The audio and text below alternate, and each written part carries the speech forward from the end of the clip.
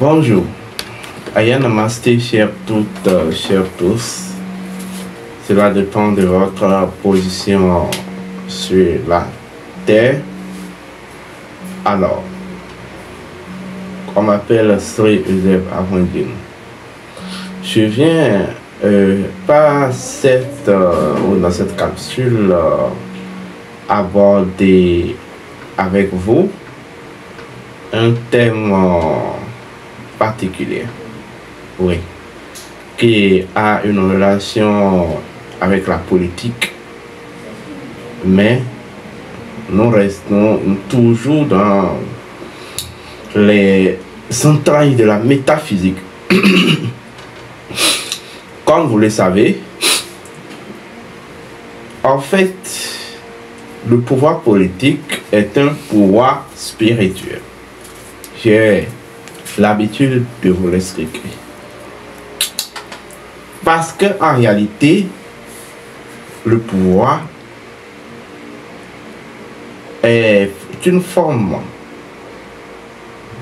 d'exercice, ou c'est un exercice d'une fonction identitaire de la force. Or, nous savons que la force est intérieure, la force est spirituelle, la force est culturelle. Oui. C'est que vous ne pouvez pas contrôler le pouvoir lorsque vous n'avez pas une spiritualité de base.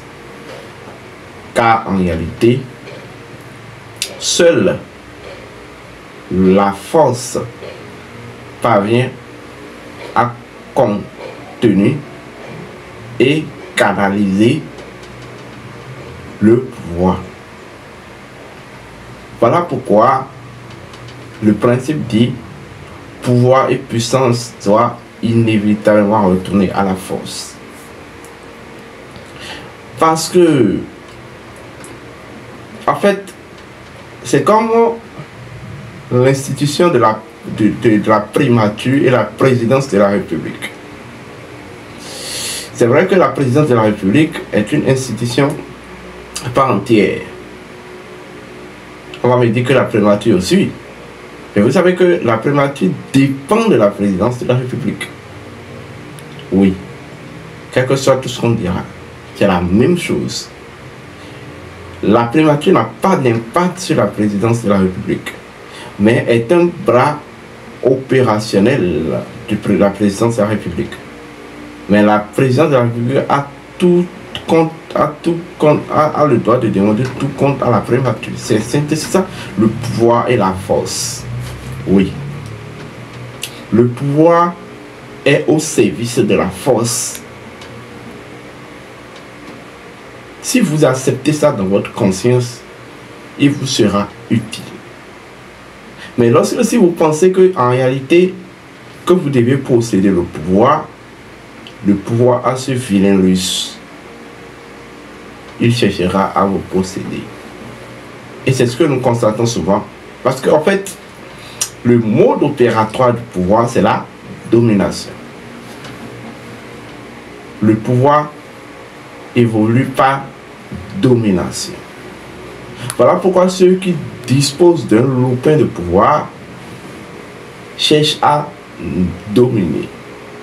Que ce soit sur le plan du pouvoir politique, le pouvoir occulte, forme de pouvoir, etc. Le pouvoir permet de dominer. Ou le pouvoir dans son mode opératoire permet de dominer. Vous comprenez? Or, en fait, l'idéologie de la force, l'idéologie identitaire de la force stipule que toutes les choses sont par leur principe premier souverain et que tout doit respecter la souveraineté de chaque chose. Vous comprenez? Dans le processus de la domination, il va vous arriver de mettre ou d'embrigader en fait la souveraineté d'autres personnes, d'autres choses. La souveraineté, c'est la chose qui ne se partage pas. On ne négocie pas avec la souveraineté, non. En fait, je vais même dire c'est la lumière de l'autorité de votre force, ou c'est la lumière de votre autorité identitaire. Lorsque vous vendez votre souveraineté, vous avez vendu votre lumière, la lumière de votre autorité identitaire. Vous avez vendu toute votre possibilité d'éveil intérieur, toute votre possibilité de transcendance. Oui. Voilà pourquoi tous les peuples aspirent à la défense de leur propre souveraineté. Donc le pouvoir, en fait, au lieu de s'engouffrer dans la domination et la compromission de leur souveraineté, lorsqu'elle est cadrée par la force, lorsqu'il est sous la guidance de la lumière, de la force, je veux dire de l'intelligence et de la conscience qu'est la force, eh bien oui, il devient une source de bien-être à la communauté. C'est de ça qu'il s'agit. Alors, le thème de ce capsule s'intitule, comme l'a notifié au bas de la vidéo, élection présidentielle américaine. Derrière la géostratégie se trouve une forme de spiritualité. Eh bien oui, eh bien oui. D'abord, beaucoup se demanderont certainement pourquoi je parle de la géostratégie. Oui, d'abord, je suis un coach expert en stratégie de développement et stratégie d'affaires. J'ai été formé dans le domaine, dans mon domaine professionnel. Je suis coach expert en stratégie de développement et stratégie d'affaires. Donc, nous connaissons, maîtrisons bien ce que c'est que la géostratégie. Oui. Alors, cette vidéo, je veux faire une révélation. Vous allez trouver là-dessus. En fait, toutes les choses vont se passer, mais cela va revenir sur ma révélation. Les événements vont vous reconduire à ma révélation. Comprenez que les États-Unis d'Amérique constituent une tradition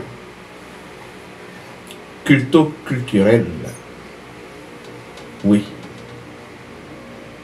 Comprenez que les États-Unis d'Amérique fonctionnent selon les lignes d'éthique identitaire. Et ils font tout pour ne pas décevoir les lignes d'éthique identitaire. Selon les archives Nagal,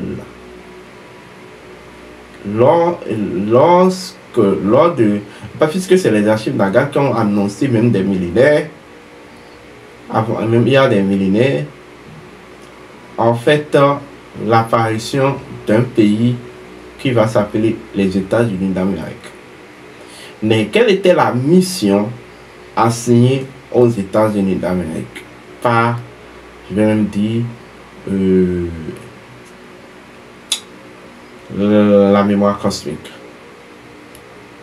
Les États-Unis d'Amérique avaient comme mission spirituelle d'unir le monde, et de faire du monde un champ, vous voyez, dont les interactions convergent, les interactions spirituelles, politiques convergent. Donc en réalité, cette histoire du monde unipolaire, ce n'était pas totalement mauvais. Mais c'est devenu mauvais. En fait, c'était possible parce que ça faisait partie de leur cahier de charge vibratoire. Je parle des États-Unis d'Amérique. Vous voyez? Mais en fait, c'est devenu destructif et négatif parce que les États-Unis ont quitté ont trahi, je veux dire, leur cahier de charge vibratoire qui les demandait et les exigeait de travailler à cette union du monde. Et c'était une création d'un champ dans lequel tous les peuples interagiront à l'unisson en termes de spiritualité, politique, économie, sociale et santé, tout ça. Ils savent ce que je dis. Je sais qu'ils écoutent ma vidéo. Je sais. Et ils savent ce que je dis. Enfin, ils ont trahi cette responsabilité identitaire que la mémoire cosmique les a confiée, tout en entrant dans la division du monde, tout en se prenant en forme des gendarmes du monde. C'est à partir de ce moment que, en fait, c'est de là que, en fait, les États-Unis, leur déclin a pris essence. Oui. Les États-Unis d'Amérique, ils ont failli, quoi qu'on dise, à leur mission. Je sais, comme je vous l'ai dit, les États-Unis, c'est une tradition spirituelle. Ils ont leur ligne mystique. Ils ont leur ligne occulte. Ils savent. Ils comprennent quelque chose du 369. En son temps, je vais venir vous faire une émission sur le 369, en fait, et les États-Unis d'Amérique. Je vais le faire. Eh bien oui, je vais le faire. Les États-Unis ont assis leur organigramme de fonctionnement sur deux piliers, la géostratégie et la géospiritualité. Ils ont étudié la spiritualité africaine, précisément la spiritualité égyptienne. Ils ont pris des éléments, certains éléments essentiels à découvrir pour construire, je vais dire, leur dynamique spirito-politique. Allez comprendre pourquoi vous avez les pyramides sur les billets de banque $ US. Allez comprendre pourquoi. Or, pour nous, géométriens, pour nous qui avons fait la géométrie sacrée, nous savons que la pyramide est un canal de conducteur d'énergie universelle ou de l'énergie vitale universelle qui peut se quantifier, qui est doté de plusieurs formes de quantification. C'est l'énergie vitale universelle qui se quantifie en finance, en énergie financière, énergie du bien-être, énergie, etc., etc. Oui. Les trois pouvoirs, les trois principes essentiels, les quatre principes essentiels de base de la pyramide sont liés aux quatre divinités fondamentales de la vie. Osiris, Isis, Horus, Seth. Donc Osiris, Isis, Nephthys et Seth. Oui. Ils ont compris tout ça. Et en fait, ils ont reproduit, ils ont reconstruit spirituellement dans le monde astral les pyramides de Gizeh. Précisément au niveau de Washington. Je dis, mais dans le monde astral, observez correctement la carte de marche Washington. Vous allez constater que ça semble être une pyramide décomposée. Mais vous êtes en face d'une pyramide, mais d'une pyramide astrale. Si ce n'est pas la force des airs naturels, les États-Unis auront du mal à disparaître. Parce que quoi qu'on dise, ils ont exploité les connaissances africaines qui sont originaux pour installer leur dynamisme spirituel-politique. Que ce soit en bien ou en mal, ce n'est pas aussi le plus important. La pyramide représente une instance de décision cosmique dans un monde. Quand ça s'installe dans le monde physique, elle représente une instance de décision cosmique dans le monde physique. C'est un sanctuaire entité, une pyramide. Vous voyez, ben, les décisions sont basées sur deux réalités. Et c'est ça que représente la croix de vie au cœur de la pyramide. La croix de vie symbolise la géostratégie et la géospiritualité. Oui, la géostratégie et la géospiritualité. Les États-Unis ont toujours utilisé la géostratégie à leur avantage. Et derrière toute géostratégie se trouve une forme de spiritualité. Une géospiritualité. Peut-être qu'il ne va pas à l'avantage des autres, mais qui est toujours à l'avantage de ceux qui les exploitent. Or, la magie naturelle, dit le magicien blanc, agit toujours pour la cause de la vie. Mais lorsque les connaissances de vie sont utilisées pour des causes individuelles et intéressées, eh bien oui, sans un accord désintéressé des principes naturels, ceci devient de la magie noire. Les États-Unis, vous m'excusez de le dire, c'est une dynastie qui sombre dans la magie noire. Oui. Je dis et je le répète. C'est entre la magie blanche et la magie noire, il y a une chose qui les différencie. Ce qui les différencie, c'est l'éthique. Oui, l'éthique. Sinon, la magie noire et la magie blanche sont identiques. Mais c'est l'éthique qui en fait la différence. Mais en fait, le pratiquant des deux magies, en fait, doit se baser sur l'éthique. Mais s'il ne respecte aucune éthique, il est de l'autre magie, celle des maléfiques. Donc en fait, lorsque les connaissances spirituelles, les connaissances naturelles, les éléments naturels, les ressources naturelles sont uniquement et typiquement utilisées dans la défense de la vie, la préservation de la vie, dans la cause universelle, et bien oui, vous êtes en train de pratiquer de la magie blanche. Mais lorsque vous les utilisez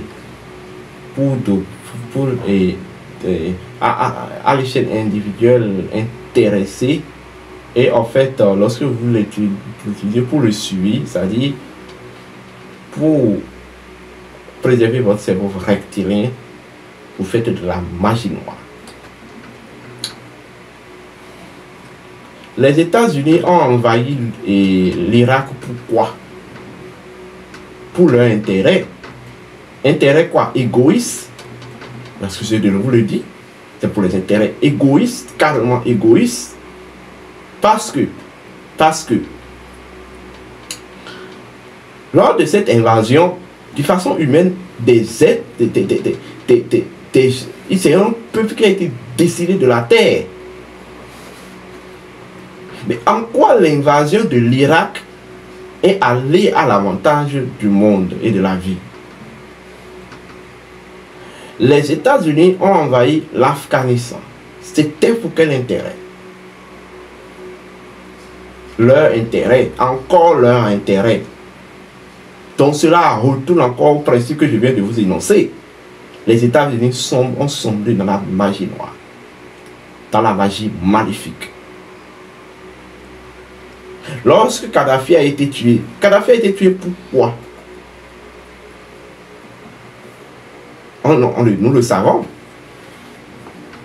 Maintenant, les gens, il y a de ces, comme le dit le président Traoré, de ces labins africains, du néocolonialisme, il y a de ces nègres de maison, ces esclaves ces nègres de salon, ces esclaves de maison noirs, qui vont commencer par faire des démonstrations bizarres en disant ben, la Russie aussi a envahi l'Ukraine. Bon. Je pense que quand on parle vis-à-vis du droit et du traité international, l'Ukraine n'est pas un État qui existe. Parce que dans les traités internationaux, l'Ukraine n'a déclaré aucune de ses frontières. Donc, l'Ukraine est considérée comme un précaré de la Russie. C'est ce qui est clair d'ailleurs. Je ne mens pas. L'Ukraine est considérée comme un précaré de la Russie, c'est-à-dire une arrière-chambre de la Russie. Maintenant, vous êtes chez vous, dans votre maison, mais vous constatez que il y a l'une de vos chambres internes qui est en train d'être utilisée par l'ennemi pour vous atteindre. Qu'est-ce que vous faites? Vous faites tout possible pour défendre cette chambre-là, pour, en fait, si vous sécurisez cette chambre-là pour défendre votre maison. En quoi ça a quelque chose de maléfique? Le lien de vouloir se défendre, de vouloir se protéger. Nous sommes en train d'aller dans un cycle qui exige une multipolarité de l'ordre mondial. C'est le mot d'ordre de l'aide du vaisseau. La multipolarité de l'ordre mondial. Mais c'est dans cet article-là que la Russie interagit. L'OTAN est un instrument du monde unipolaire. Ben, si la Russie vous soi-disant envahit l'Ukraine, est-ce que cela n'est pas justifié par un principe? Cela n'est pas justifié par un principe. Nous savons les dispositions que les États-Unis ont prises en 2016 lorsque Trump a pris le pouvoir, lorsqu'il a estimé que la sécurité de son pays est en danger. Qu'est-ce que cela fait? Il a érigé un mur de fer ou un mur, voilà, pour en fait bloquer les migrants qui quittent, comment vous appelez ça, la mystique pour les États-Unis. Mais on ne peut pas empêcher un peuple de se défendre pour sa sécurité. Bon, on va me dire oui, que ce n'est pas toujours le problème. Mais nous savons qu'en 1991, à l'écartement de l'Union soviétique, les États-Unis avaient donné des garanties de principe, de principes étatiques qu'ils vont défendre, qu'ils vont tout faire et que l'OTAN ne va pas s'étendre à l'Est. Mais qui a étendu l'OTAN vers l'Est? Qui veut mettre, je veux dire, qui veut mettre l'Ukraine dans l'OTAN? Mais vous êtes sûr que la Russie, de par son principe et de par sa responsabilité de défendre son intégrité territoriale, spirituelle et sécuritaire, va vouloir accepter ça? Si c'est vous allez accepter. Je ne suis pas en train de dire la Russie a raison, les États-Unis ont tort. Mais lorsqu'on parle de la géostratégie, c'est vrai, chacun doit viser ses intérêts, mais les intérêts doivent cadrer avec l'intérêt général, l'intérêt cosmique. Bon, c'est de ça qu'il s'agit. Lorsqu'on a tué Kadhafi, ça arrange les intérêts des États-Unis. Mais en quoi ça a arrangé les Africains? C'est ça qui est la base, la cause fondamentale du terrorisme au Sahel. Qu'on se le dise. Bon, ceci n'est qu'une petite parenthèse, mais je vais vous annoncer quelque chose. Cette histoire de lutte et de duel Kamala Harris et comment le président Donald Trump ou la vice-présidente Kamala Harris, il faut dire les choses équitablement, la vice-présidente Kamala Harris et le président, l'ancien président Donald Trump, ce duel est un duel géostratégique qui en fait cache certaines géospiritualités. Toujours dans l'intérêt des États-Unis. Je vais vous dire une vérité. Vous savez, il y a deux grands partis aux États-Unis. Je n'ai pas dit il y a deux partis aux États-Unis. Il y a deux grands partis politiques aux États-Unis. Il y a les républicains et les démocrates. Nous sommes d'accord? Les républicains, eux, ils sont basés. Leur idéologie est basée sur ce que je vais appeler l'éthique de l'énergie rouge, l'énergie tellurique. Au moment dont les démocrates, leur éthique est politique, leur idéologie politique est basée sur les principes de l'éthique, de l'énergie blanche, l'énergie céleste. En fait, c'est ces deux parties qui constituent même l'équilibre des États-Unis, c'est-à-dire les deux énergies cosmiques. Quand on parle de l'énergie rouge, l'une de ses fonctions, c'est la guerre. Ce n'est pas pour rien que c'est les républicains qui financent plus les guerres. L'invasion de l'Irak, ça s'est déroulé au temps de quel président républicain. Les plus grandes guerres que les États-Unis ont menées, c'est au temps de quel chef d'État? Dans l'histoire, ça, nous sommes au premier, en tout cas, au cours du 21e siècle, c'est pour la première fois que lors du règne d'un président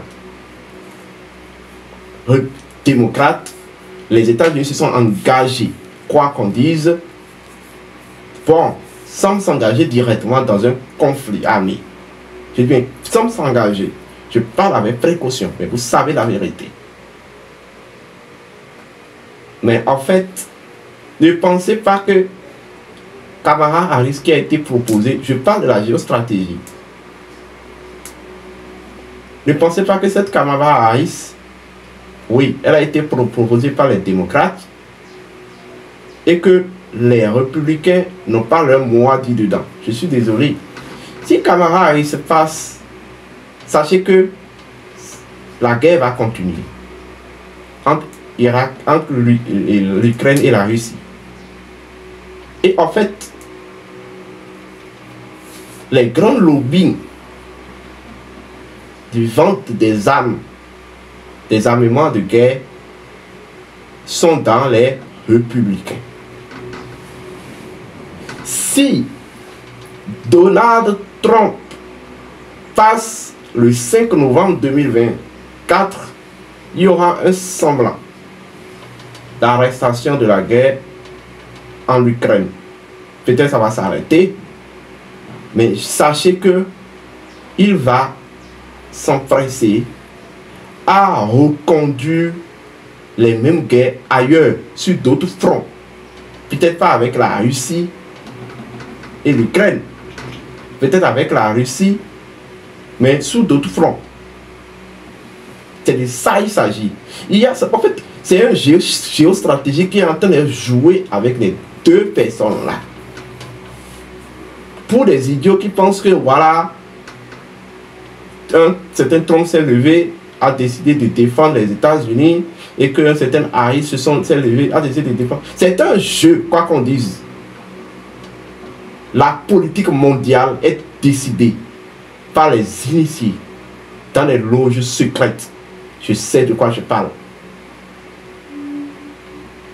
Je sais de quoi je parle.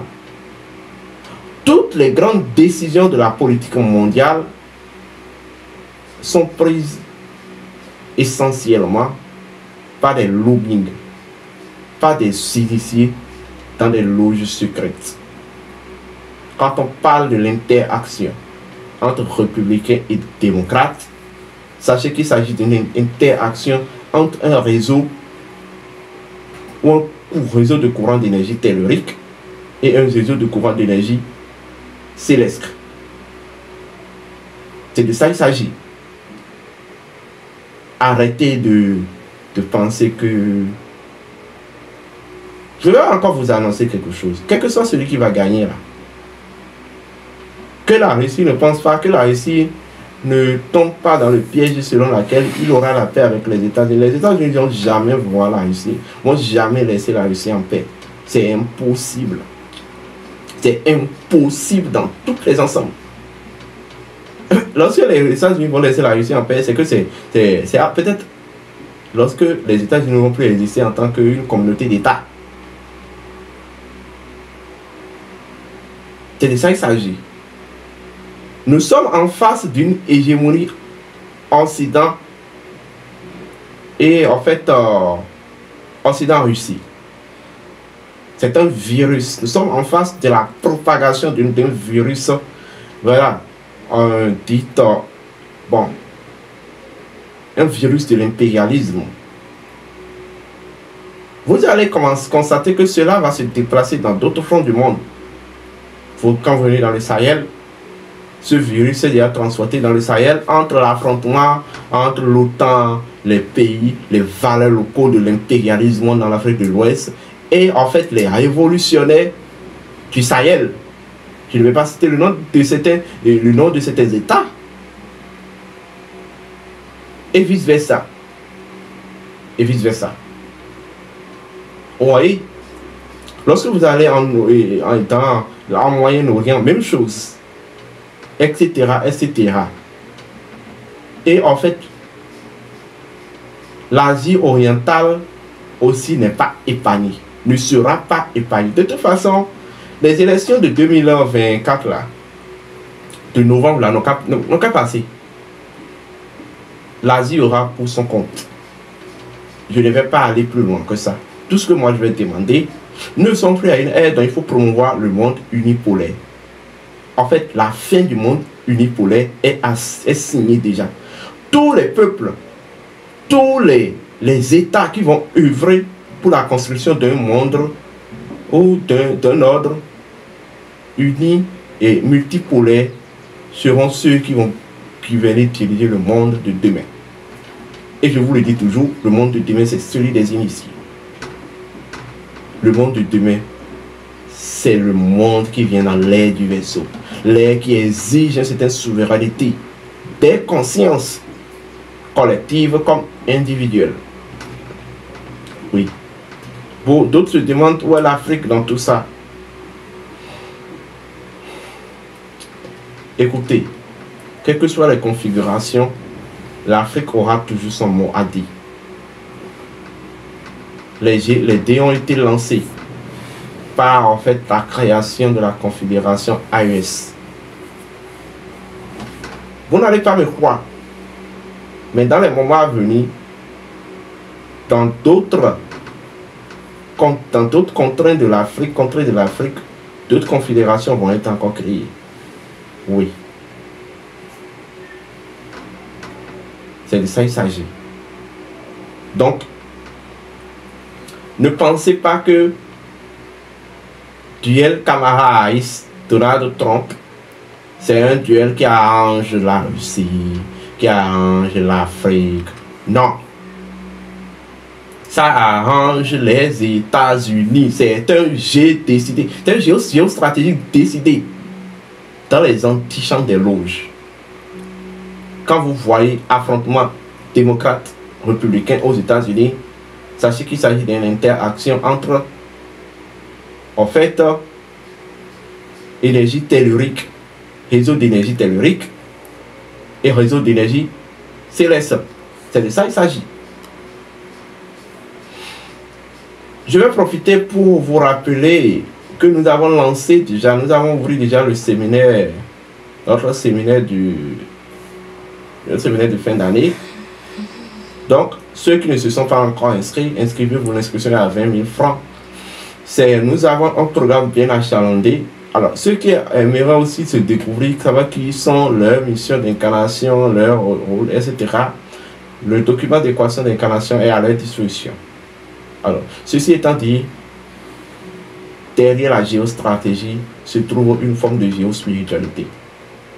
C'est la géospiritualité qui définit la géostratégie. Le contraire est impossible. C'est ça la vérité. Nous avons compris ça depuis des vies antérieures. Enfin, d'autres se disent, ben, lui n'est pas un politicien, je suis un métaphysicien. Au-delà que je sois un métaphysicien, eh bien, j'ai été